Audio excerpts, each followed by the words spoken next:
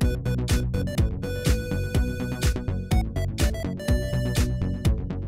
feel like most people, you're taking a lot of pictures with your smartphone, but there's a real good case of why you should get a dedicated camera still, especially a DSLR. To help explain that, I'm with Doug Borbath from Nikon. Doug, what are you holding in your hand here? This is a brand new announced Nikon D3100 digital SLR. What's great about this is it's more of the entry-level DSLR, because you mentioned the people who are aware they need better pictures with their smartphone. A lot of them aren't necessarily photographers, so they're not looking to possibly spend a huge amount of money, but what they really want is a camera that will allow them to learn, but in the interim will allow them some creative options that are fairly easy and straightforward, and that's what's truly great about the D3300. It's very good for that person. Well, you know, like I gotta say, I don't have a DSLR, and I think one of the reasons is I'm a little intimidated by them. I don't feel that they're really consumer friendly.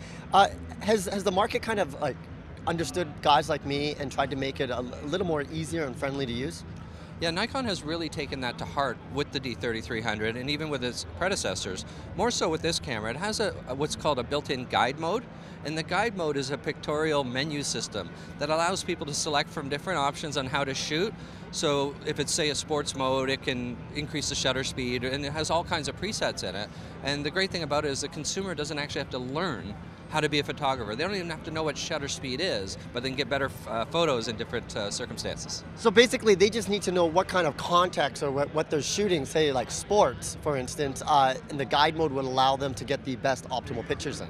Exactly, and I can show you that within the guide mode, which is right on the top of the camera here, there's a button on the top. When they go into that guide mode, there's a whole walk through the menu kind of operation of, oh, you're taking a portrait of a person. And you select that, and the camera optimizes itself to take that best photo in that circumstance. So what are we talking in terms of price points here? The D3300 with this new 18 to 55 lens will launch in Canada at a price of about $649. And I mentioned the new lens, and that's another thing that appeals to that customer who is maybe a bit leery about buying an SLR, is this body is made smaller than the predecessor, but what's really different is the lens. A normal 18 to 55 lens is this big. The one I'm holding in my hand here. This new 18 to 55 is a collapsible lens that now comes with this camera, and what it does is you just push a button and it releases the lens. So it collapses within itself and then expands. So what it does, it allows you to have an overall camera body and lens kit that's much smaller. That's great, because you know a lot of people, you have to carry the lenses around, and they are bulky, so having it in a nice compact form factor makes it really appealing, especially to the everyday consumer.